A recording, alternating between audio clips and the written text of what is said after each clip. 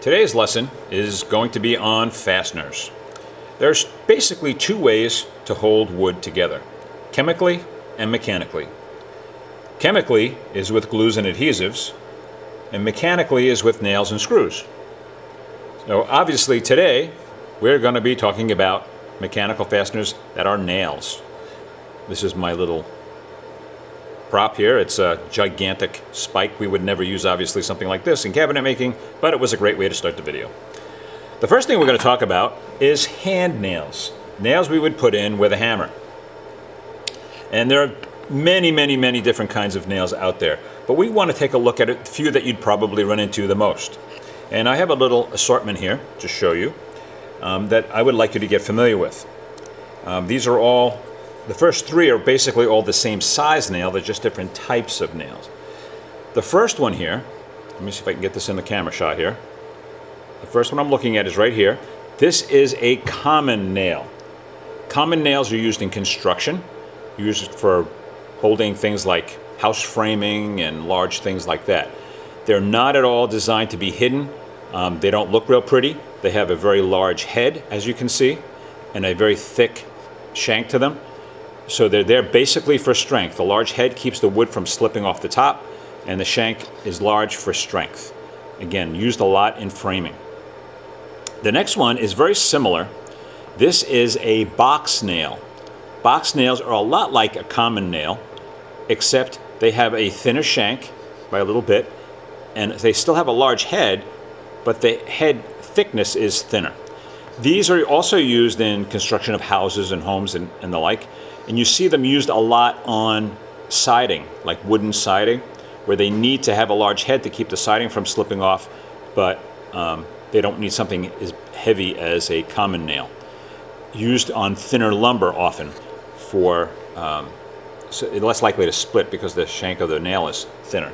I'm guessing the name box nail probably came from the fact that they were used a lot to make wooden crates and boxes years ago. That's just a guess on my part, but if that helps you remember the name, so be it. So we have common nails and box nails, very similar. One is just thinner than the other. The next one I have on the handout, if you're looking at the handout, is a casing nail. And like common nails and box nails, it's a larger version of this next one that's here, which is a finish nail. Finished nails and casing nails look very much the same, except a casing nail is thicker, again for heavier work and for more strength, and has a cupped head like this does, but it's, again, a little bit larger just because the nail is a little bit larger. Casing nails are used, for example, nailing on a front door frame or something like that, where you would probably see it. This kind of a head is used for concealment. You'd want to be able to tap this down below the surface of the wood so that you could fill over the top of it to kind of hide the nail. Again, one place that I commonly think about using casing nails are installing a front door, where you have a wood trim that's going to be part of fastening the door in place, but you want to use a nail strong enough to hold the door there, but not so big that you have a large head like you would on a box or a common nail. So a casing nail is the larger version of a finish nail. Finished nails are used probably more on interior trim. Again, where you need a little bit of strength, but again, you want to have that concealment. Now, the way that the head on these nails is concealed is with a tool called a nail set. This is a nail set. Nail sets come in different sizes. Here's another one. And then the different sizes have to do with how big the tip is. So for larger nails, you use a larger nail set, and a smaller nail, obviously, you use a nail set with a smaller tip. And this is placed on top of the nail. After you hit the nail all the way in, you put this on top, and you give it a good whack with a hammer, and that will set the nail slightly below the surface, and you could fill over it with wood putty or whatever is appropriate for what you're doing. So these are casing nails, which I don't have an example of, and finish nails. Now these next two are called wire brads. Wire brads look like teeny-weeny finish nails. They have that same cupped head, but they're extremely small. All right? Wire brads are used on very small moldings and trim. They use a different measuring system, which we'll talk about in a minute, but basically with wire brads, you can specify the thickness. These other nails you live with the thickness that come with them. Here you can see, here's a 1-inch 19 gauge wire brad. See if I can get the angle right so you can see the size of it. And then a 1-inch 16 gauge. This is still an inch long. Both of these are an inch long, but the 16 gauge is much thicker than the 19 gauge. So this would be used in a place where strength isn't as critical, maybe from nailing on a small piece of molding or trim. And 1-inch 16 gauge may be something that needed a little bit more gusto or a little more strength there, less concern about splitting the wood. So we'll talk about size in just a minute, but these are called wire brads. All right, so again, just as a review, we have common nails, box nails, very similar to each other. Common nail is heavier, used in construction. Box nail is a little bit thinner. We have casing nails, which I don't have an example of, and finished nails. Finished nail is the thinner version of a casing nail. And then you have these two examples here of wire brads, which are extremely small. They look just like finished nails. They still have that cupped head that can be set below the surface and filled over. Now, nails will also have different finishes on them. These nails do not have any kind of a finish. This is just the bare steel of the nail. They call them bright. If you were to buy these nails, they would say bright finishing nails or bright box nails. Some nails that you want to have use of outside, you might have galvanized. And you can take a look at these two nails here. Here is a common nail that's galvanized. Here is a finished nail that's galvanized. And there's electroplated galvanization and hot dip galvanization. Hot dipped leaves a little bit rougher surface. I don't know if you could tell on this one. I think this is hot dipped. And then the other one is more shiny. It's a galvanized. It's electrostatically galvanized. That's tends to be a little bit smoother. I kind of like the hot dipped one. They look a little uglier, but they hold better. This has a plating on the outside that resists rusting. So if I was going to use box nails, rather, to put siding on the outside of my house, I'm not going to use bright finished box nails because they'll rust right away. A better choice would be to have them galvanized, but the best choice, and I don't have an example here, are stainless steel nails. Stainless steel won't rust. And there's no coating on the nail. It's just the kind of metal the nail is made out of. And that's the best choice. They're a lot more expensive, but if I was putting siding on my house that I was paying a lot of money for to begin with, I would definitely use stainless steel nails to put that on. Galvanized will resist rust for quite a while, but eventually the galvanizing can fail and you can still get some rusting over a long period of time. But those are some platings that you'll see on the outside of a nail, or a different type of metal that nails are made out of. Things you have to consider when you're doing work that's going to be outside. Most of the stuff we deal with in the classes that we're teaching here have to do with cabinet work, so we don't usually worry about that too much, but I figured it was worth talking about. Now let's talk about how nails are sold. When you buy nails, they're sold, you get them in a box, or you might get them loose. Some of the old-fashioned hardware stores still sell loose nails. And again, we're talking about hand nails now, nails you hit in with a hammer. Nails are sold by weight. Now here's a box of wire brads, and you'll notice here it says net weight 1 pound. So this is a pound of nails. Has the size up here, 3/4 of an inch long, 19 gauge brads. That's a type of nail. So it's telling you what kind of nail it is, but it's sold by the pound. It doesn't tell you how many nails you have. So if I had 1 pound of these 3/4 inch 19 gauge brads, which are really little, and 1 pound of 10 penny common nails, which are pretty large, I'm going to get a lot more wire brads and very few common nails because they're much, much bigger. So you have to kind of know that you're going to get fewer nails the bigger they are because it's sold by weight, not by quantity. That's typically how things are done with nails.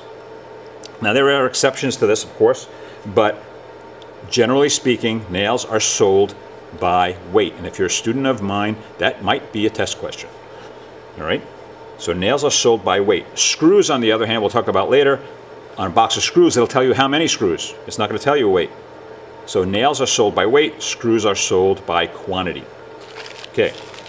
One other word is hammer selection. Hammers come in different sizes. And a lot of people think that the little hammers are for little people and big hammers are for big tough guys. That's not the case. You use small hammers when putting in small nails, and you use larger hammers when you're putting in large nails. All right. I have at home a framing hammer, so if I'm doing heavy carpentry work, building a building or something like that, or structure, I'm going to use my framing hammer. If I'm doing cabinet work, I'm going to grab my smaller hammer if I'm putting in smaller nails. So again, the hammer size has to do with the nail size, not the size of the nailer, being the person. By the way, another misconception, again, we talked about these tools. What were they called again? Little review. Nail set. This is not a nail punch or a center punch. A center punch is this tool. This is a center punch. Looks very different on the tip. If you can see it, let's see if I can get the angle right here. A nail set is kind of flat on the bottom. A center punch comes to a point. It is a metalworking tool. If you're going to drill a hole in a piece of metal, if you've ever tried that, you'll notice that the drill slides all over the place.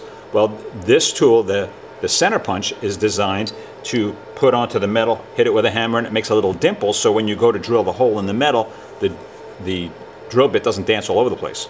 So this is a center punch, I'm sorry. These are nail sets. Get the terms correct. Now let's talk about sizing of nails. Nails typically are sold by their length, but they don't use inches in most cases. Now again, it depends on the kind of nail you're talking about. But common nails, box nails, casing nails, and finish nails use a system that uses the word penny, right? Like the coin, a penny. So a 6-penny nail, no matter what type of nail it is, will have a particular length. 6-penny nails are typically 1.75 inches long. All right. A 10-penny nail is going to be longer. The larger the number, the larger the size. So a 10-penny nail is 3 inches long, and etc. So the larger the number, the longer the nail. The thickness will be appropriate for the length of the nail. Now let's say I needed a 3-inch nail, and I was going to use a 10-penny common nail, and I said, oh, that's a little bit too thick. Well, the way I can change that is change to a different type of nail, and that will give me a thinner nail of the same length. So if I went from a 10-penny common to a 10-penny box nail, I'm going to end up with a nail that's still 3 inches long, but it's going to be thinner because it's a different type of nail. So you don't have a whole lot of choice on the thickness when it comes to any nails that use the penny system. Now, by the way, the abbreviation for the word penny, take a guess what that might be. You would think it would be the letter P for penny. Well, guess what? It's not. Kind of dumb, but no one asked me about it, so I couldn't put my advice in there. So they use the letter D, as in Delta. D is the abbreviation for the word penny. Now, and it's an abbreviation, so you don't go into the hardware store and say, I want a box of 6D nails. That would be the same as going into the delicatessen and saying, I want 1 lub of ham. What's the abbreviation for pound? LB. You don't say lub, you say pound, even though the abbreviation is LB. So when you go into the hardware store, don't say D. It's one of my little pet peeves. It shows that you're ignorant because it's the abbreviation, it's not the word. So my students, I tell them, don't be dumb and go into the hardware store and ask for 6D nails, ask for 6-penny nails. Show that you know something. So again, the abbreviation for the word penny is the letter D. Now, let's talk about wire brads again. Wire brads use a different system. They are specified by length in inches, which makes sense to me, and their thickness is in a wire gauge size. Now, the way gauge sizes work is they're backwards. A bigger number is a smaller diameter. So a 16 gauge nail is going to be thicker than a 19 gauge nail. The higher the number goes, the thinner the material becomes. Works the same thing with sheet metal. If you were to buy wiring for your house, they all use gauge sizes, and that's how that works. For example, 12 gauge wiring in your house is thicker and heavier than 14 gauge wiring. So it works the same way with these nails because they use that gauge system. So you can easily specify the thickness and the length with wire brads. Now, that's the only thing that's backwards, by the way. Of all the things we're going to talk about with fasteners, gauge size is the only thing that's backwards. The penny system, bigger number, bigger nail. When we talk about screws, screws have a number system to them. The larger number, the larger diameter screw that we're talking about. So the only place that you're going to see this backwards like this is with gauge sizes, and the wire gauge size of these brads falls into that category. All right, one other thing I want to bring in here, and that's nail guns. Nowadays, we don't use hammer and nails much as we use nail guns. Nail guns have a lot of advantages over hand nailing. They're faster, they're easier. And also, sometimes pounding a nail into a piece of trim is extremely difficult. And if you're using a hard wood like oak or maple or cherry, sometimes you actually have to pre-drill before you put the nail in, because the nail will always bend, or it'll split the wood, or you'll have some kind of problem. With nail guns, as you shoot the nail in, the nail goes in so fast, you can put an extremely thin nail in a split second into a hard piece of wood without any pre-drilling.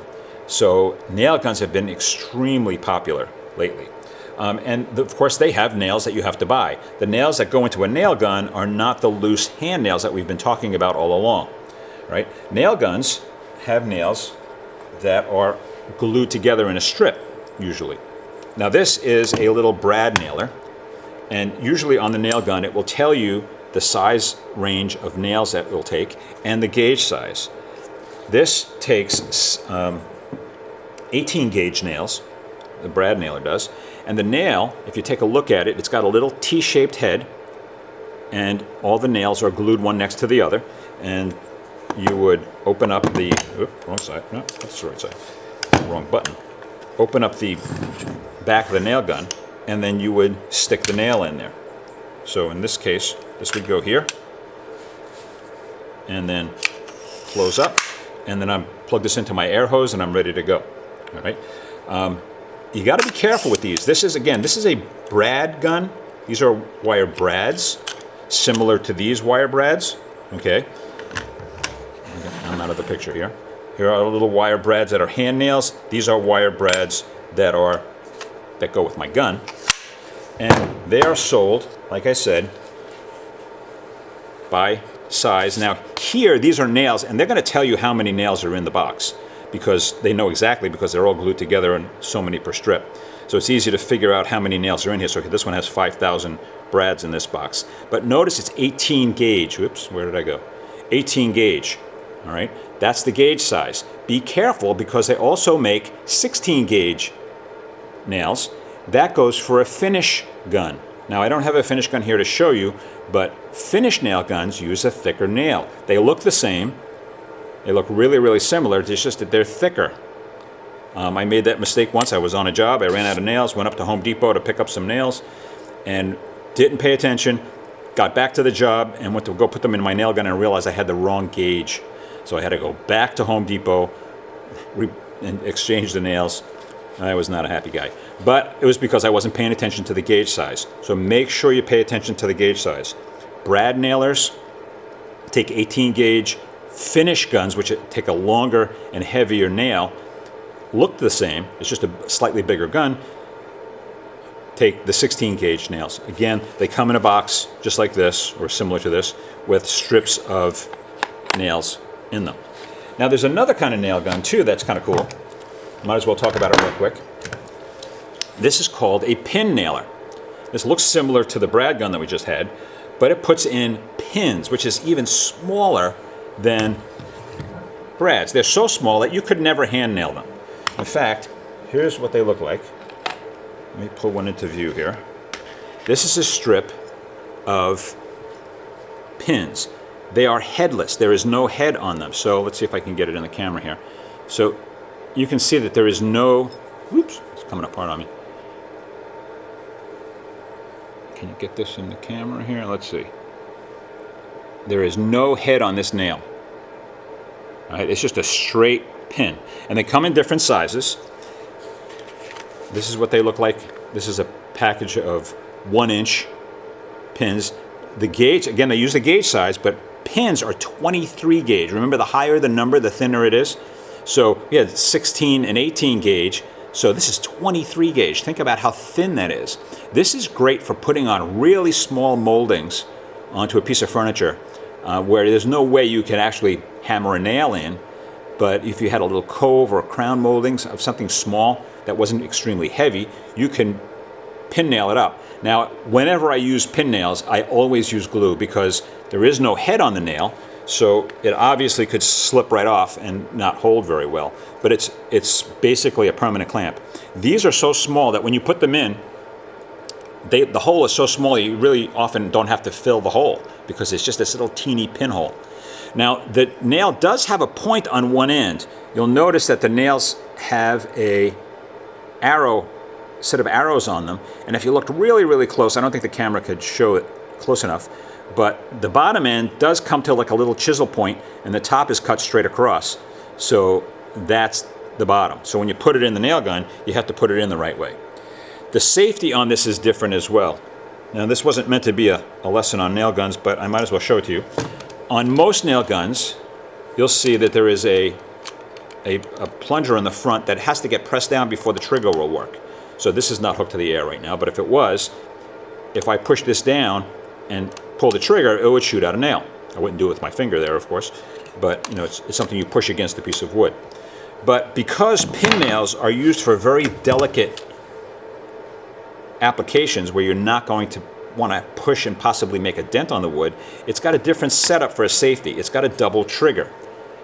Notice that there's two triggers here. So I can't squeeze this trigger until I pull that trigger out of the way. So you hold it, I'll do this lefty so you can see it in the camera. I use my middle finger to pull the back trigger out of the way and my index finger, my trigger finger, to fire the nail gun. Now the thing you got to be careful with this is this could also shoot a nail across the room, because once you pull this little back trigger out of the way, that's the safety, now it will fire every time you pull the trigger if it's hooked to the air hose. So that you got to be careful when you use this thing. It's one of these things where you don't want to keep this pulled back until you're ready to shoot a nail, and as soon as you shoot the nail, let go again. Kind of the same rule as if you're shooting a handgun. You don't keep your finger on the trigger until you're ready to fire the gun. Same thing here. Don't pull this back until you're ready to shoot a nail. All right? The regular nail gun doesn't have that concern because, again, it has that plunger in the front. And that concludes our lesson on nails. Oh, I did want to show you one other thing on the handout here. Let's see if we can get it into the picture. Here's a little chart showing you common nail sizes with the penny system. I meant to mention that before when we were talking about nail sizes and penny systems, but you can see the larger the penny, the longer the nail is. There's a little picture of the nail set and different kinds of nails as well. So that concludes our section on nails. Our next section will be on putting in screws and the different types of screws that are out there.